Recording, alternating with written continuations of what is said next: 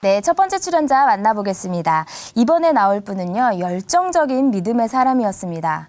하지만 뜨거운 열정은 있지만요, 확신은 없었습니다.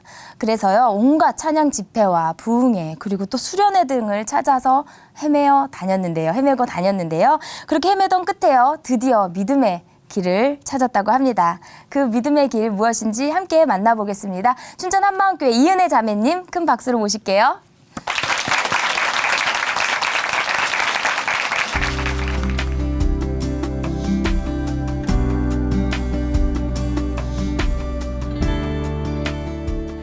안녕하세요. 전 춘천 한마음교회 이은혜입니다. 저는 끝없이 하나님을 만나기 위한 방법을 찾았던 사람이었어요. 제 열심과 노력으로 하나님을 만나려던 제가 부활하신 예수님을 만나게 된 제 간증을 나눠드리고자 해요. 제가 모태신앙이기도 하고 제 주변에 믿는 사람들이 많았기 때문에 신앙적인 경험을 할 기회가 많았어요.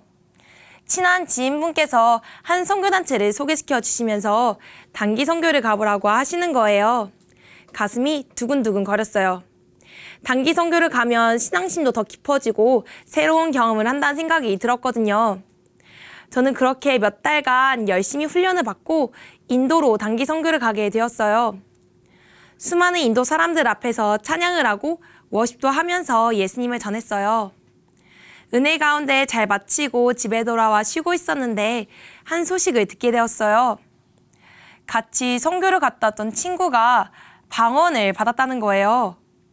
헐, 걔가 방언을 받았다고? 똑같이 선교를 갔다 왔는데 왜 걔만 방언을 받은 거지? 이해가 되지 않았어요. 그래서 이 문제를 가지고 고민하기 시작했어요. 왜 나한텐 방언을 안 주시나? 방언을 하는 게 하나님과 독대하는 것처럼 보였거든요. 눈에 보이지 않는 하나님을 만난다는 걸 한 번도 생각해보지 않았는데 방언을 하는 걸 보니 저도 하나님을 만나고 싶다는 생각이 들었어요.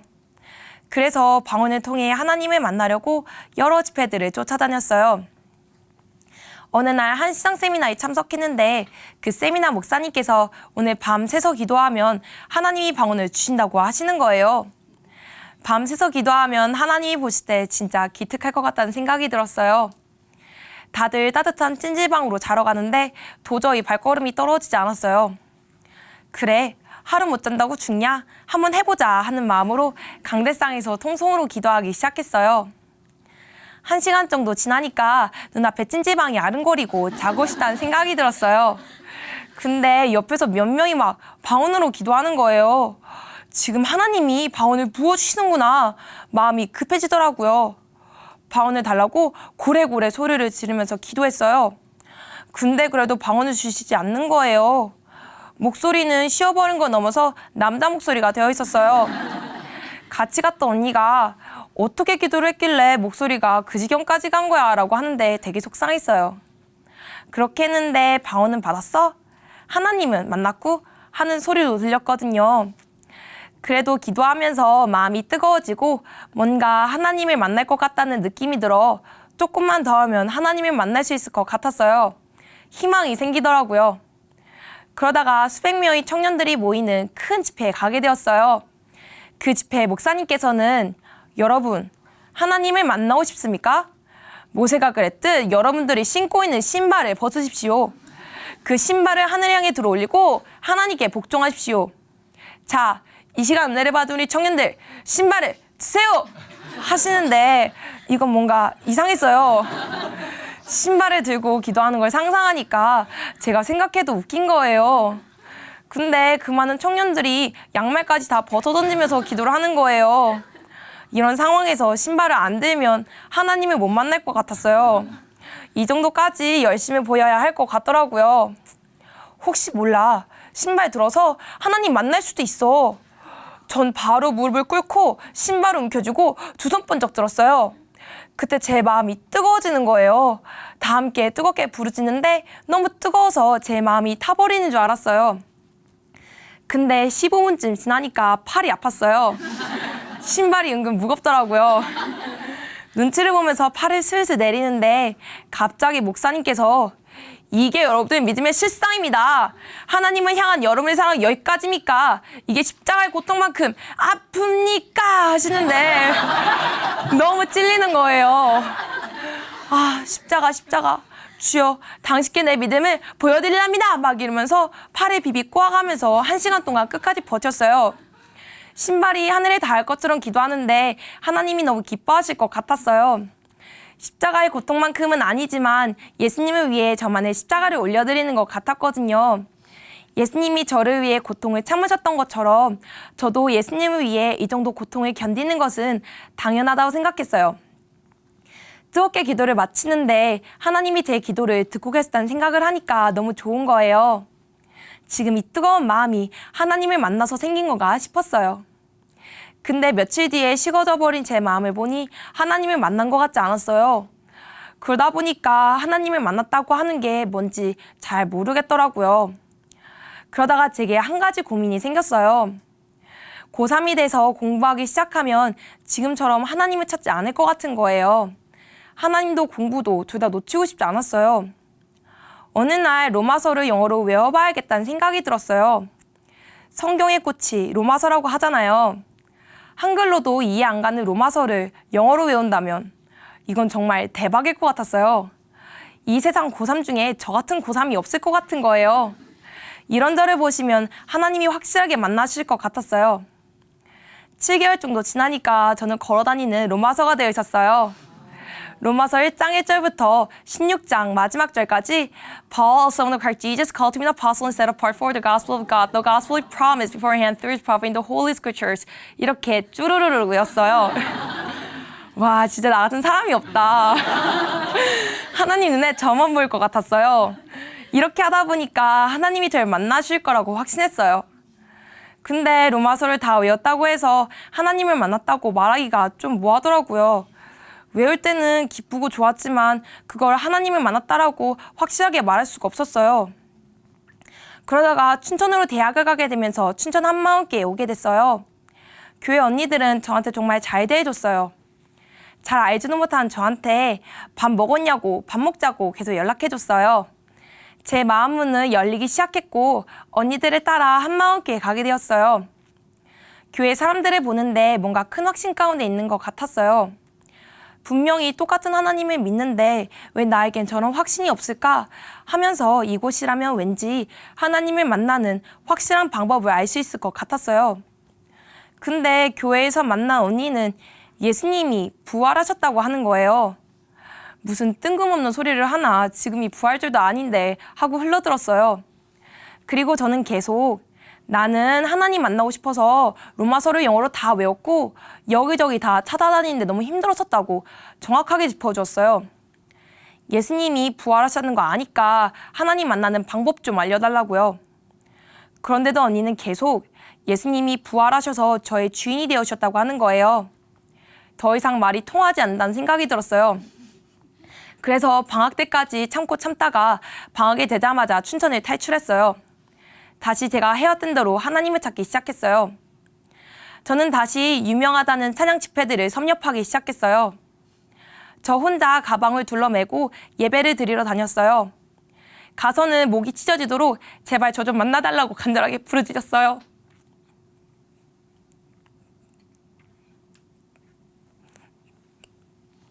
하지만 거기까지였어요. 뜨거운 눈물이 흐르고 감격을 해서 뭔가 하나님을 만나는 것 같은데 집으로 돌아가는 지하철 안에서는 나 정말 하나님 만난 거 맞나? 찜찜했어요. 근데 이런 일이 계속 반복이 되다 보니까 번아웃이 되더라고요. 그냥 제 자신을 놔버렸어요. 하나님이면 내가 이렇게 만나고 싶어 하는 거 아실 텐데 도대체 왜 안 만나주시는 건가?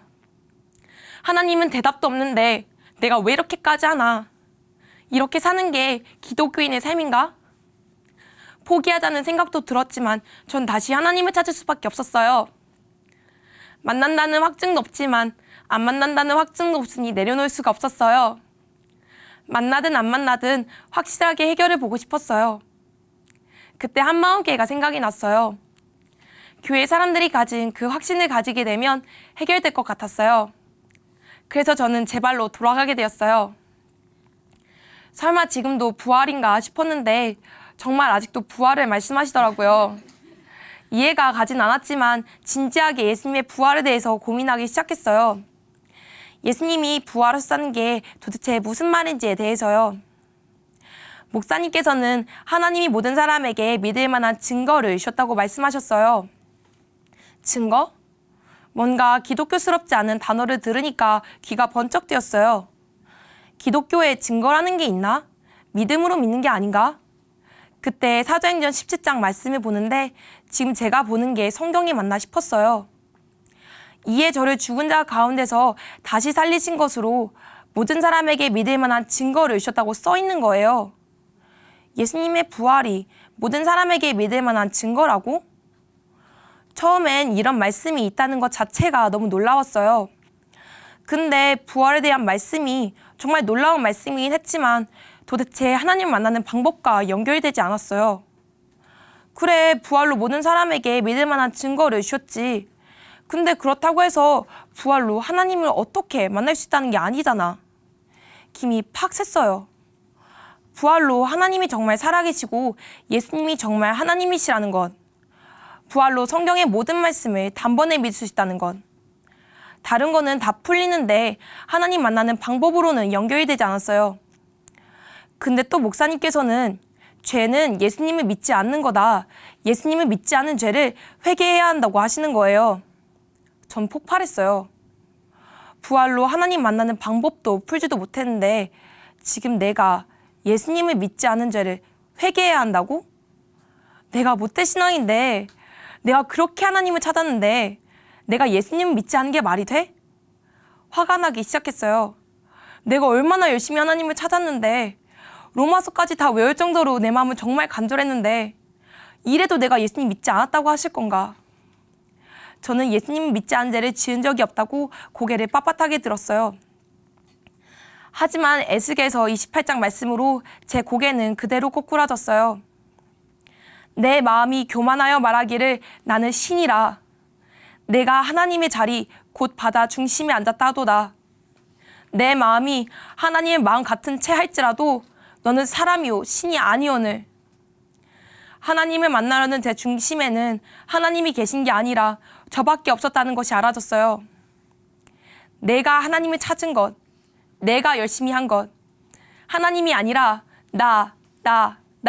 나밖에 없었어요. 제 우상이 보였어요. 제 우상은 바로 하나님을 만나는 거였어요. 제 마음 중심에는 하나님이 계신 게 아니라 하나님을 만났다는 기준과 행위에 가 있었어요. 예수님이 부활하셔서 하나님이심 확증이셨다고. 근데 그분이 나 때문에 내가 하나님 되려고 해서 십자가에 매달려 계셨다고 하는데 순간 머리가 하얘졌어요. 하나님이 십자가에 매달려 계셨던 거예요. 그런데도 저는 그분을 믿지 않았던 거였어요. 다 보여주시는데도 믿지 않고 있었어요. 예수님이 내가 부활했다고, 내가 하나님이라고 하시는데 저는 그 앞에서 다 필요 없고 하나님 만나는 기준이 뭐냐고 하고 있었어요.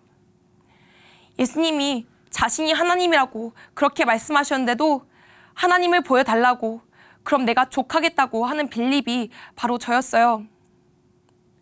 저는 제가 하나님을 찾아가려고 애를 쓰면서 열심히 찾아다녔는데 하나님은 너무 쉬운 방법으로 알게 해주셨어요.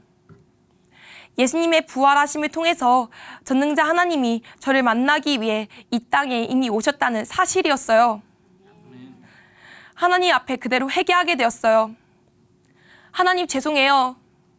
저 지금까지 예수님 안 믿었어요.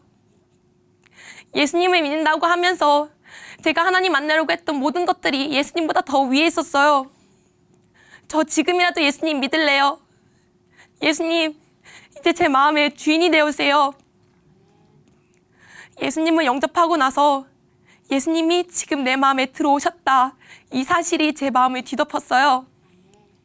그러면서 이런 생각이 들었어요. 나 같은 인간 하나가 예수님을 모시고 싶다고 해서 어떻게 이렇게 모실 수 있나? 내가 원한다고 전능자 하나님이 어떻게 이렇게 바로 오실 수 있나? 벅차오르는 감격을 누를 수가 없어서 밖으로 나가 숨을 들이쉬는데 너무 행복했어요. 모든 것이 아름다웠고 그냥 다 좋았어요. 아니, 그냥 미칠 것 같았어요. 너무 흥분이 돼서 가만히 있을 수가 없었어요. 정신없이 뛰어내려가면서 나 예수님 영접했다. 나 이제 진짜 예수님 믿는다 하는데 너무 감격이 되더라고요. 그날 제가 저녁 기도회 가서 기도를 하는데 하나님이 제 눈앞에 계시는 것 같았어요. 하나님께 저 이제 예수님 믿었다고 고백하는데 너무 좋은 거예요. 제 인생에서 가장 행복했던 시간이었어요. 기도 시간이 끝나고 옆에서 같이 기도하고 있었던 교회 언니들이 와, 하나님, 제가 모태 신앙인데 저 이제 예수님 믿었어요. 저 드디어 예수님 믿었어요. 라고 하면서 제가 감격하면서 기도했던 걸 따라하는 거예요. 오늘 기도하는데 웃음 참느라 죽는 줄 알았다고 하더라고요. 그런데 그렇게 말하는 언니들 표정이 저보다 더 기뻐 보였어요. 저를 위해 기도해준 교회 공동체의 기도가 있었기 때문에 저는 진정으로 예수님을 주인으로 믿게 되었어요. 제가 로마서를 영어로 외웠잖아요. 제가 왜 그랬냐면요. 영어는 외국어니까 아무도 못 따라할 것 같았거든요. 얼마나 만나고 싶으면 영어로까지 외울까 하면서 제 열심을 알아주실 거라고 생각했어요. 로마서가 원래 헬라어로 기록됐다는 걸 알았으면 아마 헬라어로 외웠을 거예요. 정말 아찔하더라고요. 한번 다시 외워볼까 했는데 로마서 16장이 장난이 아니더라고요. 제가 이렇게 빠져나오니까 주변 사람들이 보이기 시작했어요. 하나님을 만나겠다고 저와 함께 집회를 다녔던 제 친구들과 지금 이 시간에도 하나님을 만나러 돌아다니는 수많은 사람들에게 마음이 부어졌어요. 정말 그 길이 끝이 없다는 걸 아니까 복음을 전할 수밖에 없었어요. 하나님이 모든 사람에게 믿을 만한 증거로 부활을 주셨다. 부활로 하나님이 살아계심을 믿는 거지 내 안에 큰 확신이 생길 만한 체험을 해서 하나님을 믿는 게 아니다 라고요. 하지만 이 말을 듣고도 듣지 못하는 사람들이 많았어요. 마음이 너무 아팠어요. 하지만 전 계속 전할 수밖에 없었어요. 저만 살 수 없는 거잖아요. 그 길이 얼마나 답답한지, 얼마나 깜깜한지 아는데도 입을 다문다는 건 저만 살자는 중심이잖아요. 하나님이 모든 사람에게 부활을 주셨다는 것을 붙들고 다시 일어납니다. 저에게만 주신 부활이 아니라 모든 사람에게 주셨으니까요. 어느 날 저 정말 친했던 한 언니에게 오랜만에 연락을 하게 되었어요. 언니는 정말 반가우면서 저에게 기쁜 소식을 전해주는 거예요. 요즘 계속 영적으로 침체되어 있어서 너무 힘들었었는데 이번에 어떤 집회를 참석하게 되면서 완전 회복이 되었다고 지금 그 은혜를 놓치지 않기 위해 마음을 열심히 지키는 중이라고 했어요. 아, 하나님이 문을 열어주시는구나 알 수 있었어요. 저는 오직 주만이 영상을 보내고 언니에게 꼭 한번 보라고 말했어요. 며칠 뒤에 언니에게 연락이 왔어요.